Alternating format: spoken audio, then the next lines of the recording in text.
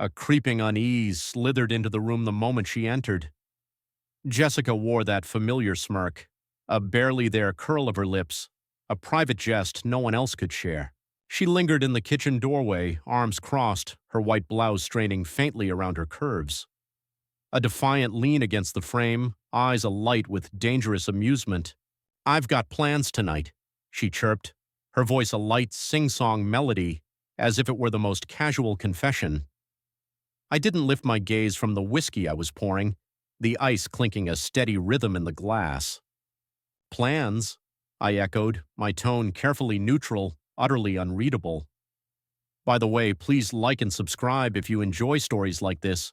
"Uh-huh," she hummed, pushing off the doorframe and drifting towards me, her hips swaying with that deliberate grace she employed to make a point without words. She brushed past, her arm grazing mine, just enough to sting with calculated intent. A date, actually. There it was, the bombshell she craved, the reaction she demanded, that smirk, her insidious bait. She anticipated a storm of rage, a torrent of jealousy, perhaps even desperate pleas. Instead, I took a slow, deliberate sip, letting the whiskey's fire sear a path down my throat. Then I truly looked at her, her lips slightly parted, awaiting my explosion, the flicker of anticipation in her eyes, as if she watched a fire she'd meticulously kindled, waiting for it to rage. I set my glass down, uttering the words without a single blink. "Tell your boyfriend."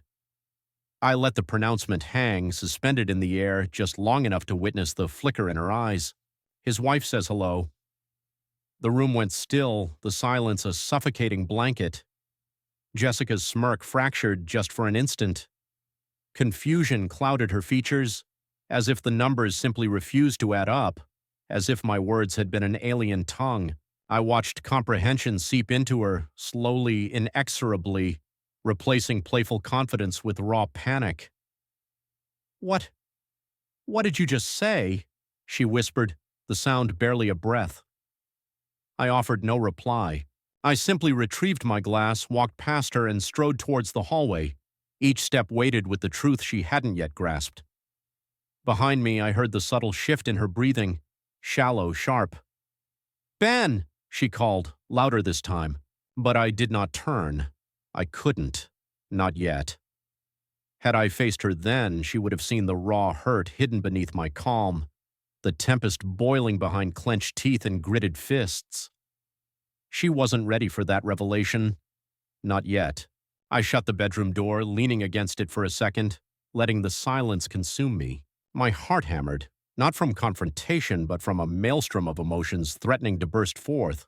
Rage, betrayal, but also something darker, a chilling satisfaction. I had been waiting for this moment, watching her for weeks as she played this dangerous game, testing boundaries, pushing buttons, adorning herself for clandestine meetings, laughing too long at texts not from me, smiling at her screen as if it touched her in ways I no longer did. She believed I was oblivious, but I am not stupid. A man knows when his wife's body is present, but her mind wanders elsewhere, entangled in another's embrace. She desired a reaction, she craved war. But tonight she received no fireworks, only silence, the kind that crushes the air between walls, the kind that screams loudest within your own skull. I stood by the window, gazing at the empty street. A lone car passed, headlights slicing through the darkness like a blade. I waited for her to storm in with excuses or lies or crocodile tears, but the house remained quiet. I knew she wouldn't come immediately. That silence downstairs meant she was scrambling, desperately trying to piece together how much I knew, what I had seen, what I planned. She was always clever, always calculated, but so was I. It hadn't always been this way. There was a time she looked at me as if I were the sole man in the universe, as if my touch ignited a fire within her she hadn't known existed. We'd made love in the kitchen, lights off, windows open. She'd worn my t-shirts to bed, pressing her body against mine until we were a tangle of sweat, heat, and skin. Now a different cologne clung to her when she entered the door. Now I felt her shiver when I touched her, not from desire, but from a vast growing distance. Now she donned lingerie on nights I wasn't home. So yes, I knew, and I had made peace with that part already. The next part, that was for her to face. I drained the last of the whiskey, setting the glass on the dresser. In the mirror, I caught a glimpse of my own face, hard eyes, clenched jaw. This wasn't the man she married. This was the man she had forged. I heard her footsteps finally ascending the stairs. Good. Let the games begin. It didn't begin with a kiss, a moan, or even a telltale hickey. It began with silence. That's the part no one reveals about betrayal. It isn't always a thunderous roar. Sometimes it creeps in like a fog, enveloping the edges of your life until the obvious becomes obscured. Jessica had always been tethered to her phone. Social media, group chats, Pinterest boards brimming with furniture we'd never buy, and recipes she'd never cook. But about 6 months ago, a shift occurred. She grew secretive, her phone always face down on the table. Her laugh changed, becoming sharper, breathier, the kind of laugh one reserves not for a husband but for someone new. I caught it one night, echoing down the hallway from the bathroom. She believed I was asleep. I wasn't. I listened to the hushed giggles, the clink of wine against porcelain as she soaked in the tub, whispering into the phone. Her voice held a tone I hadn't heard in years, soft and charged, as if slowly undressing with words. My stomach coiled, but I said nothing. Not yet. I needed more than mere suspicion. I needed proof. The first clue arrived a week later. She was in the shower, her phone buzzing. I don't know what compelled me, perhaps the way she'd been humming that night, or the fact that I hadn't touched her in days and she seemed utterly indifferent. I picked up her phone and saw the message. Can't wait to feel you again. Last time stayed with me for days. No name, just a number. My throat went dry. She'd changed the contact name to a number, deleted the thread after each exchange. But this one she'd missed. I could have confronted her then, but something within me shifted. I wouldn't play the wounded husband. I would be strategic. The next morning, I contacted a private investigator. His name was Caleb Dunn, a retired cop, sharp as a razor, missing nothing. He wasn't cheap, but he was discreet. I gave him the number, the dates I suspected, the hours she claimed to be with friends or at late meetings. Within 3 days, Caleb called. "She's not just cheating, Ben," he said, his voice flat. "She's cheating with a married man." I didn't utter a word. Name's Alex Rios, owns a small design firm, married, 2 kids. Wife's name is Megan. My mind reeled. Jessica always despised cheaters. She'd rant about women who shattered families. And now she was doing the very thing she claimed to abhor. The irony was brutal, but not as brutal as the photographs Caleb sent next. There she was, Jessica, in a black coat I'd bought her for our anniversary, holding Alex's hand outside a downtown hotel. In another, they were pressed together, laughing, her head thrown back as if he'd just uttered something exquisitely clever, as if she hadn't smiled like that with me in months. I saved every photo to a hidden folder, every timestamp, every receipt Caleb uncovered. She was using our shared credit card for their motel rendezvous, my money, my marriage, financing her escape from both. The worst part wasn't the sex. I could barely survive the image of her with someone else. But what shattered me was the effort she poured into him, the energy, the intimacy. She had nothing left for me because she was emptying herself into him. She shaved for him, bought new lingerie, acts she hadn't performed for me in a year. And somewhere deep within me, something snapped. Not violently, not yet, but with a cold finality, a fracture in the very foundation of the man I was before all this.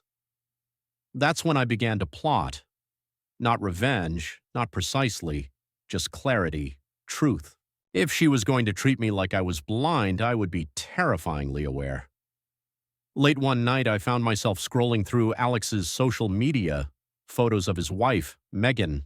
She was beautiful, classy, the kind of woman who didn't overshare online but radiated warmth in a few candid shots he'd posted. A beach photo, her hugging their kids, a soft smile that was clearly unforced. She had no idea. It made me sick. Jessica was sleeping in our bed, back turned, oblivious to the fact that I was staring at the other man's wife, wondering if she deserved the same truth I did.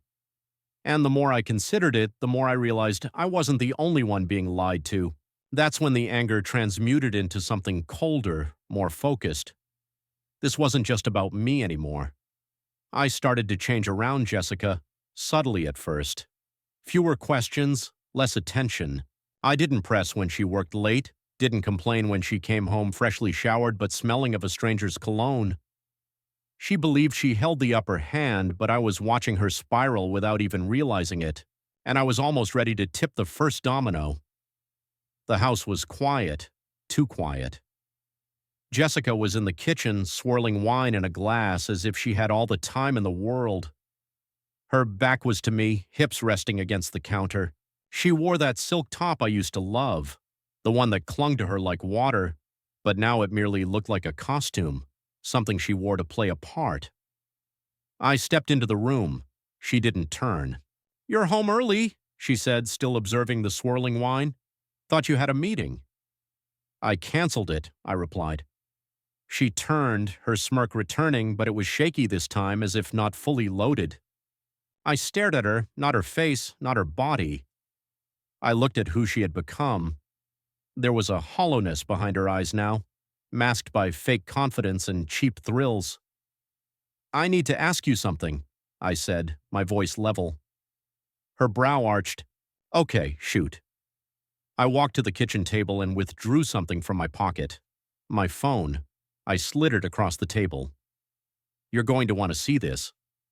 She picked it up, confused, tapping the screen. I watched her face morph from curiosity to stark fear. The screen was filled with pictures, her and Alex laughing, touching, lips brushing outside a boutique hotel downtown. She froze.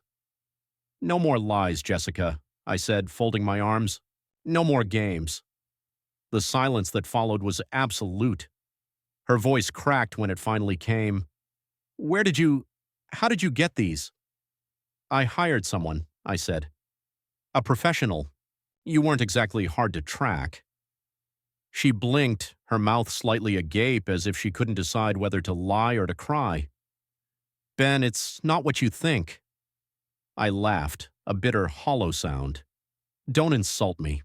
You're literally smiling in half those shots like you just won the lottery." She set the phone down as if it were radioactive. Then came the defense. It wasn't serious, okay? It was a mistake. Just a connection. Something I needed." "Needed?" I echoed. "You needed to another man to feel whole?" Her lips parted as if to shout back, but instead she lowered her eyes. "It wasn't about sex." I stepped forward, arms still folded, my voice a razor's edge. "Then what was it about?" She hesitated. "I felt invisible. You were always busy, distant, focused on work, on everything else but me." "You think I was distant?" I retorted. "You've been shutting me out for months." "Because I didn't feel wanted anymore," she snapped. "You stopped noticing me. You didn't touch me like you used to. You barely looked at me unless it was for dinner plans or bills. I needed to feel like a woman again." The words hung heavy between us. "You should have talked to me," I said quietly. "You should have told me you felt that way. I didn't want to fight. I didn't want to break us." "You already did, Jessica." We stood there staring across a minefield of ruined trust and empty justifications. I could see the conflict in her face, guilt twisted with ego, as if she hated being caught more than she hated the act itself. "I ended it," she said suddenly. "I told him it was over." I narrowed my eyes. "When?" She faltered. "A week ago. It's the truth." I let the silence hang for a few seconds before dropping the final card. "He's still married, you know." Her eyes widened. "What?" "Yeah. Wife's name is Megan. 2 kids. Cute family from what I saw online." She looked as if she'd been slapped. "You didn't even know, did you?" I pressed. "You weren't just cheating on me. You were helping him cheat on her." Jessica's mouth moved, but no sound emerged. "Tell me everything," I demanded, or I will. Her head shot up. What? You heard me. You've got one chance to be honest, Jessica.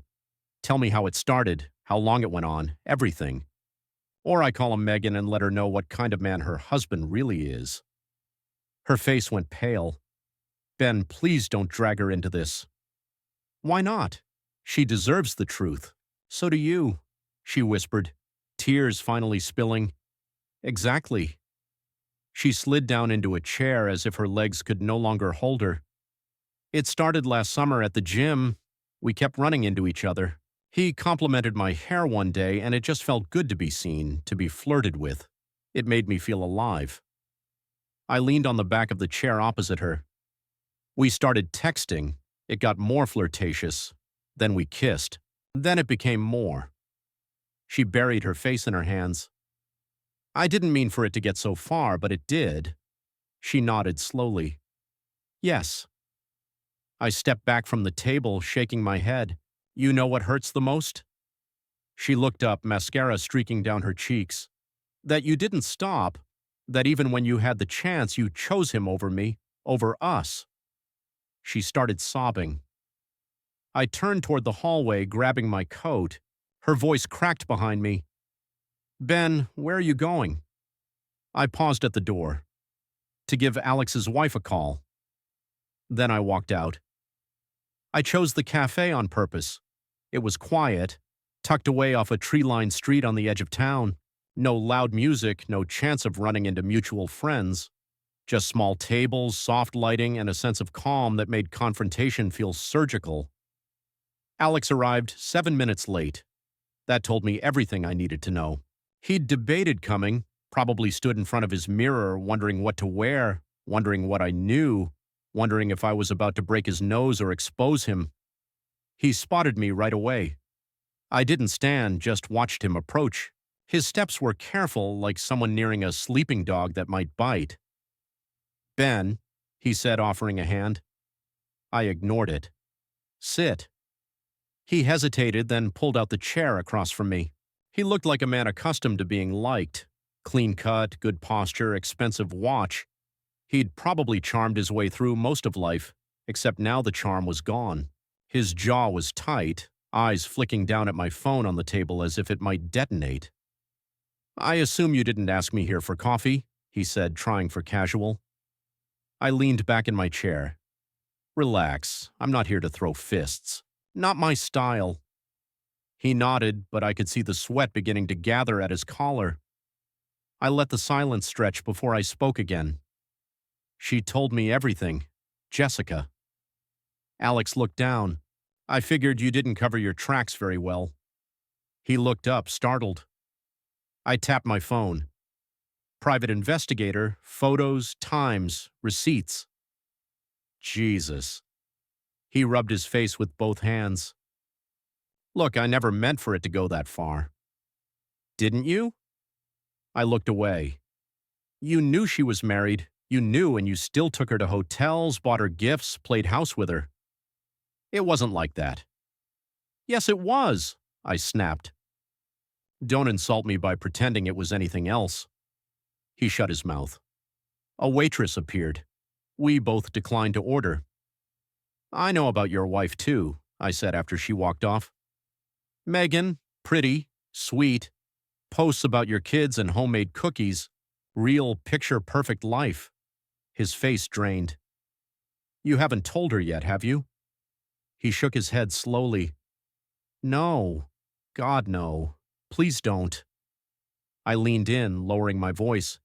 You think I owe you that? No, he whispered. But please, it'll destroy her. I held his gaze for a long moment, letting him sit in that word. Destroy. So what? I said. Finally. Jessica was just a fling. You were never going to leave Megan, were you? No, he admitted. I mean, I told Jess things. I let it go on. I wanted to feel something again, I don't know. And now I want it to end. I ended it, I swear. I smiled bitterly. You didn't end it. I did. He flinched. Here's what's going to happen, I continued. You're going to walk out of here and pray I don't make a phone call to your wife. You're going to leave Jessica alone forever. No more texts, no more late-night phone calls, no more hotel rooms. He nodded like a child being scolded. But don't think this is over, I added, because I haven't decided what to do yet. I might tell Megan tomorrow or next week or maybe on your anniversary. His jaw tightened. Why are you doing this? Because you broke something I cared about, I said simply. You stepped into my life, my marriage, and pissed on it like it was yours to ruin. I get it, he muttered. I deserve this. You do. We sat in silence for a minute. Then he asked quietly, What do you want from me, Ben? I want you to sweat, I said. I want you to wake up every day wondering if this is the day your life implodes, just like I did for months while you were inside my wife. His head dropped. I stood up. Enjoy your coffee. And I walked out, leaving him alone at the table, his life hanging by the thin, fraying thread of my silence. Back in my car, I didn't drive off right away. I just sat there, breathing. I hadn't expected to feel what I felt. Not satisfaction, not even relief, just clarity. I didn't want to hit him. I wanted to break him the way he'd helped break me, quietly, efficiently, and without warning. And as I sat there staring at the cafe through the windshield, I thought of Megan. Thought of the innocent people who never see it coming until the moment everything falls apart. She deserved to know. And maybe it was time I stopped playing the victim and started controlling the narrative. I didn't call Megan right away. I sat with it for days, the name saved in my phone like a loaded gun, quiet, waiting. Every time I scrolled past it, I felt the weight of what it would mean to pull her into this, to shatter the glass wall of her marriage with the same truth that had already demolished mine. But then I remembered Alex's face at the cafe, the panic, the guilt, the cowardice. He didn't deserve her. So one evening, after Jessica went to yoga for the third time that week, same outfit, no mat, I pulled out my phone and typed, You don't know me, but I think we need to talk. It's about your husband. I'm not trying to hurt you, but you deserve the truth. The typing indicator appeared within minutes.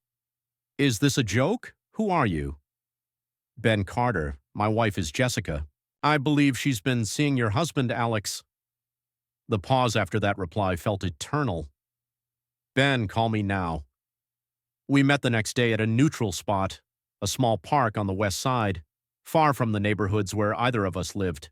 The wind tugged at Megan's coat as she approached, her dark hair pulled into a neat ponytail, face pale but composed. She was beautiful in a quiet, natural way. No layers of performance, just real.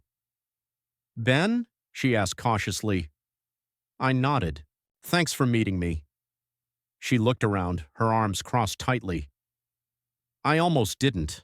I thought maybe this was some kind of setup, but part of me already knew. We sat on a bench. I could see her wedding ring still on her hand. Mine was off, had been for 2 weeks. I didn't come to blow up your life, I said gently, but you deserve to know what's really going on. She looked at me, eyes steady. Then tell me. So I did. I showed her the photos, the receipts, a few texts that Jessica had missed deleting. I didn't dramatize it, I just gave her the facts. Megan stared at each image as if they were pieces of a puzzle she'd been ignoring. Her hands trembled slightly, but she never cried. Not then. How long? She finally whispered. Since last summer, I said. At least that's when I think it started. Might have been longer. She exhaled like she'd been punched in the gut. We have 2 kids. We've been together 12 years, and how did I not know? I knew that question too well. Because we trust them, I said softly. We believe what they tell us until we can't. Megan nodded slowly, her hands clenched in her lap. Always thought Alex had a little distance lately, but I figured it was work stress or something stupid like midlife anxiety. Not this. A long silence stretched between us. Then she said, He doesn't know I know now, does he? No, not unless he assumes I'd tell you. I didn't promise him I wouldn't. She glanced at me, eyes sharp now. So what are you going to do? I shook my head. That's the thing. I don't know yet. We sat in silence again, two strangers bound by mutual betrayal. The wind picked up, rustling the leaves around our feet. Megan turned toward me fully. Can I ask you something? Sure. Why did you tell me? That one made me pause. I think because I would have wanted someone to do the same for me. Because you didn't deserve to be kept in the dark any more than I did. And maybe because I didn't want to be alone in this anymore. Her expression softened. No one gets it, I added. Not the pain of it, not the insanity of pretending like everything's normal while your life burns quietly in the background. She looked down, nodding. You're right, it's like drowning while smiling at dinner. That line hit me hard. We were both wearing masks to survive in homes that no longer felt like ours. So what now? She asked, her voice a low murmur after an eternity of silence. We could blow it all sky high, I suggested, the words tasting of ash. Tell them we know, walk away, burn it all down. She nodded slowly, a dark star in her eyes.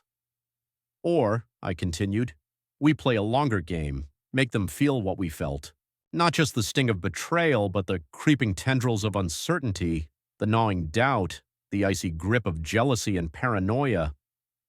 Her gaze met mine, unwavering. You're talking psychological warfare. I'm talking justice, I countered. She didn't respond immediately. Then a slow, dangerous curl touched her lips. Let's make them wonder who's truly lying now. By the time we parted, the world outside had surrendered to darkness.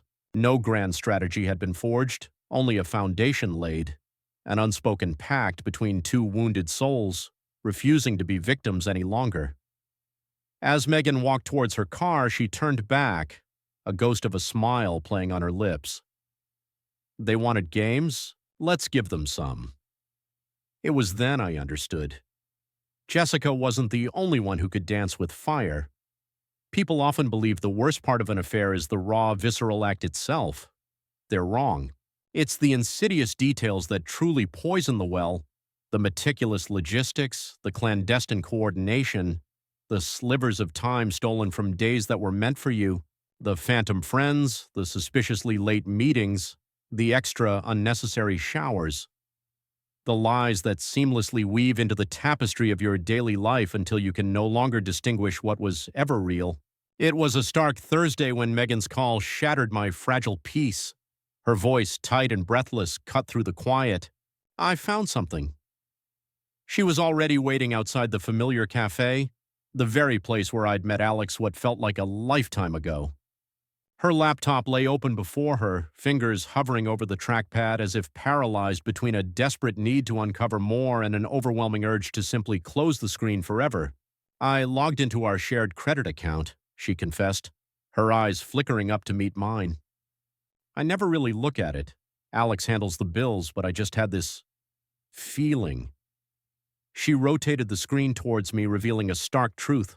Hotel charges. 2, sometimes 3 a month.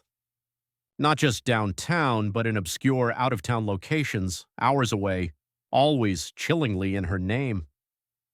Jessica, why would he book them in her name? I asked, my voice barely a whisper. Because he didn't, Megan replied, a chilling clarity in her tone. She did. These aren't on our account. They're on hers. And I found an itinerary in his drawer from 3 months ago. Napa. They took a wine tour together. I slumped back in my chair, staring at the screen as if it might spontaneously combust. My chest tightened, a vice-like grip. Napa. She had told me she was visiting her sister that weekend, returning with a bottle of Merlot and a tan that defied the weather forecast. I brought this one back just for us, she'd purred, curling against me in bed, her fingers tracing lazy circles on my chest. I remembered thinking it felt forced even then. Now I knew why. Over the ensuing days, Megan and I plunged into the abyss. We exchanged receipts, screenshots, travel confirmations. We shared passwords, tracked miles, not out of morbid obsession, but out of grim necessity. We needed to delineate the precise boundaries of the lies that had permeated our lives. It felt like excavating the ruins of a marriage, piece by agonizing piece. Jessica had her own credit card, a detail I'd almost forgotten. An old account from before we were married. I pulled the statements and the truth nearly choked me. Spa charges, designer lingerie, hotel reservations for two. And then the ultimate betrayal, a second phone line. A second line? I relayed to Megan during one of our late-night calls, like she was running some kind of spy operation. She was running a second life, Megan countered, her voice steely, one where we simply didn't exist. We began to construct a meticulous timeline, trips that overlapped, late work nights that aligned. We created a shared folder on Google Drive, compiling evidence as if building an airtight legal case. At first, it was about comprehending the enormity of the deception. Then it became something else entirely: fuel. Megan and I started talking more, meeting more often. Initially, it was to compare notes, to cross-reference the fragmented pieces of our shattered realities. But soon it was simply because we couldn't bear the suffocating silence in our own homes. One night we sat in her car outside a dimly lit Italian restaurant, the box of leftovers cooling in the back seat. "Do you think they ever talked about us?" she asked, her voice barely audible. I hesitated. Maybe, probably. Or maybe they just avoided it completely, pretended we didn't exist so they wouldn't feel like monsters. She glanced at me. Did Jessica ever seem different after seeing him? I swallowed hard. Yeah, softer, sweeter. Like guilt made her a better wife. Alex got cold, she echoed. Detached, like he was saving all his warmth for her. A heavy silence descended between us. Then she spoke again. Ever think about what you'd do if you could go back to before? Yeah, I admitted. But I wouldn't change anything, not now. Because then I wouldn't know the truth. Her eyes met mine, and for a fleeting second the air in the car crackled with an unspoken understanding. Not romance, not yet. Just a shared ache. A profound connection forged in the crucible of betrayal. You ever just want to make them feel it? She asked, her voice raw. I smiled, a grim, humorless twist of my lips. More than you know. The very next day, Megan sent me a video. It was from a friend of hers who worked at a boutique hotel upstate. Apparently, Jessica and Alex hadn't been as discreet as they believed. There they were, captured by the cold eye of the camera, strolling into a suite, arms linked. His hand slid possessively down her back as if he owned her. They kissed by the elevator, a sickeningly intimate embrace. She kissed back as if she were truly his. I watched it twice, then I deleted it. Not because it didn't hurt, but because I didn't need to see it again to remember what they were. I was far more interested in what they were becoming. The truth itself didn't satisfy me. It never does. You imagine discovering the betrayal will bring closure, that knowing the names, the dates, the hotel rooms will finally scratch that maddening itch and set you free. But it doesn't. It merely confirms what your gut already knew. And that's when the real hunger begins. Not for answers, for consequences. Megan felt it too. I could see it in the curt brevity of her texts, the sharpened focus in her voice during our late-night calls. We weren't merely hurt anymore. We were cold, calculated, aligned. It began with a single anonymous text sent from a burner number. Jessica, you should ask Alex about his business dinners. You're not the only one. It landed on her phone a Tuesday afternoon, precisely as she walked into work. Megan had timed it flawlessly. Jessica's location was still being shared on the family iPad, a lingering habit from a long-ago family vacation, now repurposed for our quiet war. She called Alex that night, Megan later told me, voices raised, accusations flying. It didn't matter that the message was anonymous. Jessica's guilt was already brittle, a thin veneer over raw vulnerability. It took so little to crack it. 2 days later, Megan sent Alex a similar message. Jessica is not who you think she is. Ask her about the guy from yoga or maybe the bartender last month. All lies, all disturbingly believable. Because once the sanctity of trust is shattered, it becomes a house of cards in a hurricane. We didn't confront them directly. That was the key. No fire, no shouting, no dramatic scenes. We simply created the space for them to doubt each other. At first, it was subtle: delayed texts, hesitant replies, awkward silences. Then came the distance. They stopped seeing each other for nearly 2 weeks. "She thinks he's talking to someone else," I informed Megan. "Good," she replied. "Let's make her sure of it."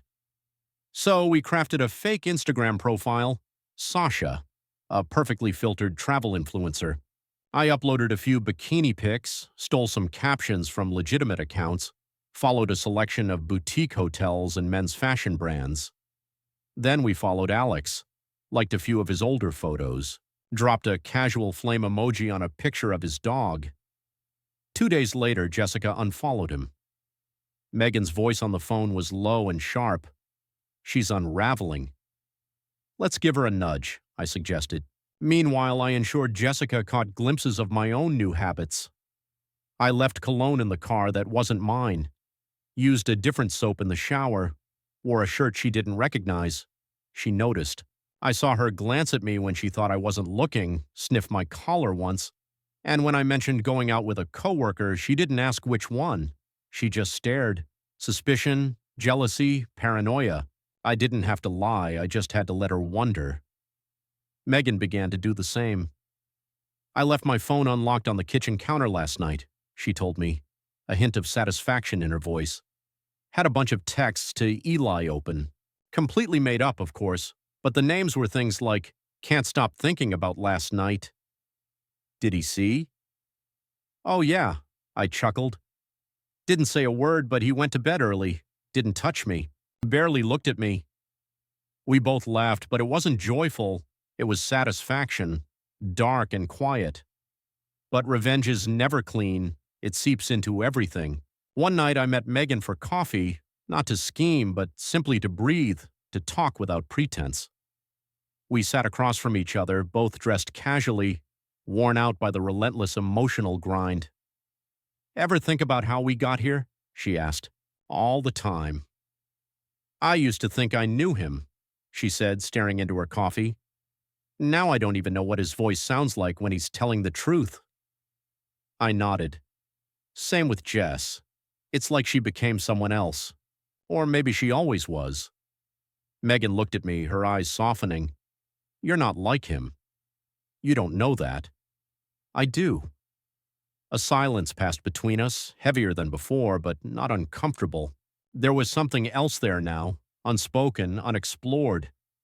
We didn't touch, didn't lean closer, but it was in the way her gaze lingered a little longer, the way I didn't want to look away. Something was shifting. Back at home, Jessica was waiting for me on the couch, her hair down, legs tucked beneath her. Her eyes were wide, like a child caught stealing. "You've been distant lately," she said carefully. "Have I?" She nodded slowly. "If there's someone else, I deserve to know." The irony almost made me laugh aloud. Instead, I met her gaze. "What makes you think that?" She shrugged, her voice cracking just slightly. "The way you've been acting, your phone. The cologne." "You mean the way you acted for months?" She flinched as if I'd slapped her. I leaned down and kissed her forehead, a cold, empty gesture. "I'm not the one you need to be worried about, Jess." Then I walked past her upstairs into the shower, letting the scalding water wash away the guilt I no longer felt. Infidelity is like fire. It starts hot, exciting, impossible to ignore. But left unchecked, it consumes, and once the smoke clears, all you're left with is scorched earth. Jessica and Alex were burning. It started with the silence. Jessica had stopped humming. No more smiling at her phone, no more extra time in the bathroom perfecting her makeup before leaving. Her confidence had evaporated, no longer bold and playful, but nervous, guarded. She paced more, checked the front window as if someone might be watching. Her paranoia bloomed like a sickness. I saw it all. She didn't know I was watching her text Alex less and less. She didn't know I saw her delete every message before I even walked into the room. And then finally she broke. It was a Saturday afternoon. The kids were with my sister for the weekend. I was in the garage feigning interest in sorting tools. She came outside barefoot, clutching her phone as if it had just bitten her. "Can I ask you something?" she said quietly. I turned slowly. "Sure." She looked down. "Do you think I'm a fool?" I blinked. "Where's that coming from?" She took a breath, swallowed hard. I just, I keep thinking maybe I've been used, that everything I thought I had with him, Alex, was just a fantasy. I didn't respond. She continued, almost desperate. "He's been distant, cold. I confronted him last night and he swore nothing was wrong. But I know when someone's lying." I raised an eyebrow. "Do you?" Her mouth parted, hurt flashing across her face. "Ben, you lied to me for months, Jessica. You gaslit me and now you're surprised someone might be doing the same to you?" She sank onto the edge of the workbench, head in her hands. "I thought I was in control," she whispered. "But I think I was just one of many." She finally looked up at me, her eyes brimming with tears. "What if he's seeing someone else? What if I was just a placeholder?" I shrugged. "Then maybe now you understand how it feels." Her eyes filled with tears, but I offered no comfort. I didn't move. I simply let the silence hang, a heavy, unspoken sentence. Megan texted me later that night. "He asked me if I'd ever cheated, out of nowhere." "What did you say?" I typed back. I asked why he was asking. He got defensive, said he was just curious, but I could tell he doesn't trust her anymore. "Good. Let him rot from the inside." "Exactly. And Ben, yeah, she called him a liar, said he was distracted lately, asked if he'd met someone new." I stared at the message for a long time before typing, "Maybe he has." Megan and I met up again. No more cafes or parks. This time it was her place. Her kids were with their grandparents for the weekend and I brought over Chinese takeout. We sat on her back porch under warm string lights, eating in comfortable silence, the tension between us settling into something softer now. Not anger, not even pain, just closeness. "I don't think they'll last," Megan said, sipping from a glass of red wine. "They were never built to." She looked at me. "Do you think they ever actually loved each other?" I considered it for a moment. "I think they loved the escape, the thrill, not each other." She nodded, pulling her knees to her chest. I hate that I ever made excuses for him. I looked past things I should have questioned. "We all do," I said, "until it's too late." She tilted her head. "Ever think about what comes next? After all this?" I met her eyes. "Lately." She didn't look away, and for a few seconds there was no war, no past, just her eyes on mine, her breath close. A quiet kind of intimacy neither of us had planned for but both clearly felt. I reached for her hand. She didn't pull away. That same night, Jessica cornered me in the hallway. "I need to talk," she said, her voice thick with anxiety. "Okay," I said flatly. She wrung her hands. "I think he's hiding something. I think he's seeing someone else. Maybe someone he met through work. He's colder now. It's like the whole dynamic shifted." I raised an eyebrow. "So he cheated on his wife with you and now might be cheating on you too?" She nodded slowly. "I know how it sounds. God, this is also—" I leaned against the wall, arms folded. "You lit the fire, Jess. Now you're choking on the smoke." She looked at me, wounded, and that's when she said it. "I miss what we had." I didn't flinch. "Do you miss it, or do you just miss not feeling guilty?" She opened her mouth, then closed it again, her expression collapsing into shame. "Do you love him?" I asked. Her pause was too long. "I don't know anymore," she finally whispered. Jessica wasn't sleeping well. I'd hear her pacing the house at night, murmuring on the phone in hushed tones. Sometimes I'd catch glimpses from the kitchen, her voice harsh and cracking. One night I caught just enough to hear, "Are you seeing someone else? Just tell me the truth." Then a chilling silence. "You're lying to me, Alex." I smiled into the darkness of our bedroom, rolled over and drifted off. The unraveling doesn't happen in a single dramatic moment. It happens slowly, unfolding one crack at a time until the entire structure caves in. For Jessica, the collapse began with silence. Alex had stopped answering her calls. At first, she pretended it was nothing, told herself he was busy, that he needed space. But I saw the panic creeping in. She clutched her phone like it was oxygen, checked it constantly, kept the ringer on even in the shower. Then, one night, it rang. She darted for it, eyes wide. Her voice trembled when she answered, "Alex." I couldn't hear his words, but I watched her expression crumble in real time. Whatever he said, it broke something in her. She sank onto the edge of the bed, phone still pressed to her ear. "No, please don't say that. I thought we were still trying to figure this out." More silence. Her mouth parted, stunned. "So that's it?" I turned away, letting her sob alone. Over the next few days, Jessica became a ghost in our house. She barely ate, barely spoke. She tried half-heartedly to rekindle normalcy, cleaning the kitchen, leaving dinner simmering on the stove, bringing home a bottle of wine she knew I liked. I didn't take the bait. Finally, she approached me one evening, standing in the doorway of my office, arms wrapped tightly around herself.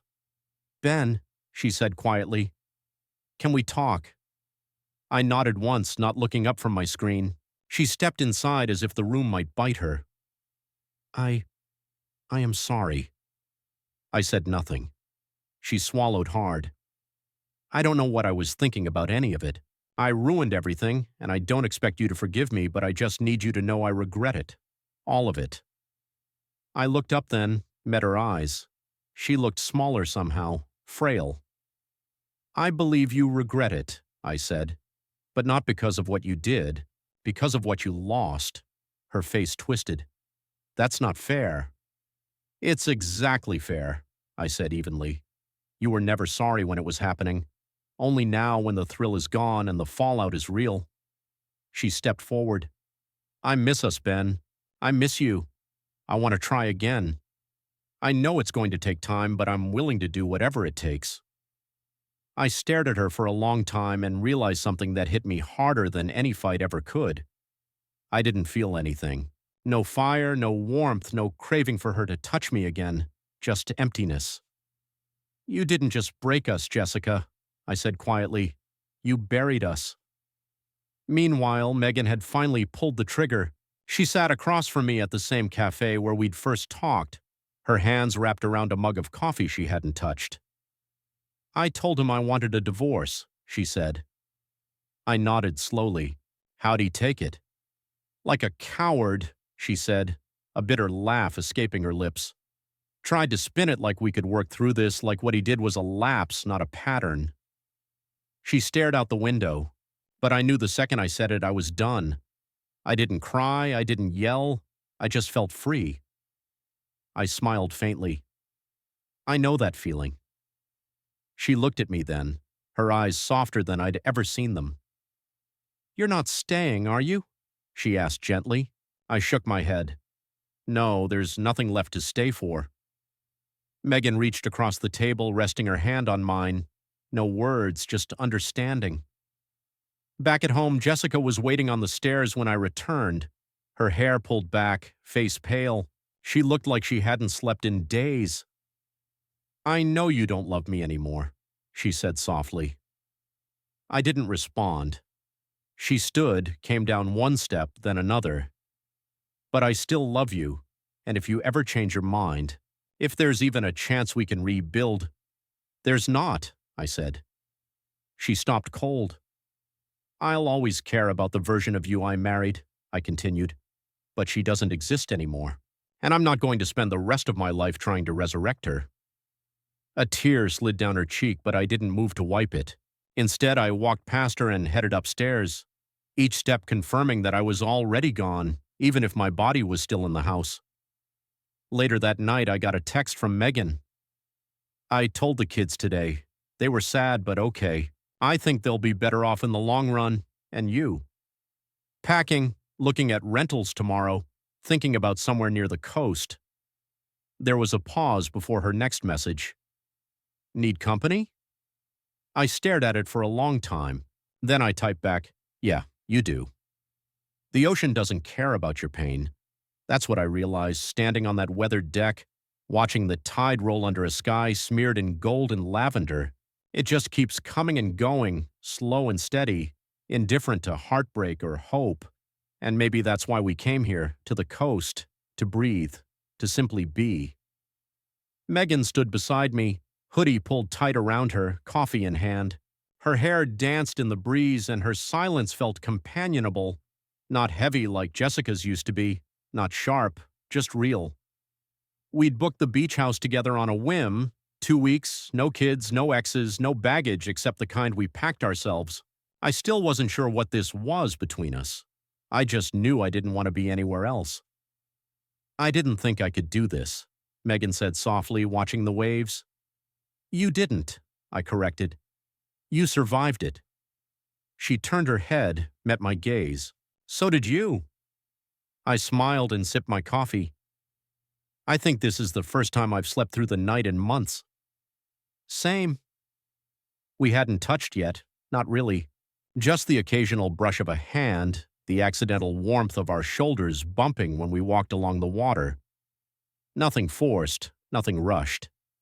There was comfort in the restraint, a kind of unspoken respect. On the third day, we rented bikes and pedaled down a winding boardwalk path lined with seagrass and sleepy beach shops. We didn't talk about Jessica or Alex. We talked about books, about childhood vacations, about the songs we secretly loved but never admitted to anyone. We laughed, not because we needed to forget, but because for the first time we could. At one point, she stopped her bike, feet planted in the sand. She looked out at the water and said, I used to think love had to be chaotic, passionate, turbulent, and now I just want to feel safe. I nodded. Same. That night we drank wine on the deck, legs stretched out under a thin blanket, stars overhead like holes poked into the dark. She leaned into me, her head resting on my shoulder. You think this is real? She asked. I didn't pretend to misunderstand. I think it's honest, I said. She tilted her face up to mine. That's a good start. And then finally we kissed. Soft, unhurried. No fireworks, no dramatic rush. Just two people who'd been broken open, finally allowing themselves to close the gap. It was something quieter, deeper, the kind of kiss that doesn't ask for anything, just says, I'm here. We didn't label anything when we held hands the next morning during a walk down the shoreline. We didn't talk about what it meant. We didn't have to. I watched her laugh as the tide nipped at her ankles, and for the first time in a long time I felt something real spark in my chest. Not pain, not anger, just lightness. Like maybe happiness wasn't a thing you had to chase anymore. Maybe it was something that found you when you finally stopped bleeding. The night before we left, Megan and I sat in silence, bags packed, the house still except for the rustle of waves outside. She reached for my hand. What happens when we go back? She asked. I thought about it for a moment. We start fresh, I said. Not perfect, not fast, just real. She nodded, then leaned into me again. I could get used to that. The next morning, as we loaded the car, I looked back at the little house one last time. Not with longing, not with sorrow, but with gratitude. That place had given me something I hadn't realized I'd lost. Hope. Not just in life, but in love. And as we pulled away, Megan's hand resting lightly on mine, I realized that everything I thought was the end had really just been a beginning.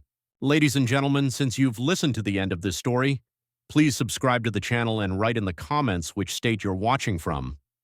Let's see what percentage of elite viewers make it to the end. And please kindly turn your attention to the screen after this message. There you'll find a full playlist of thrilling stories, a subscribe button for the channel, and our most captivating story. Click, enjoy, and thank you.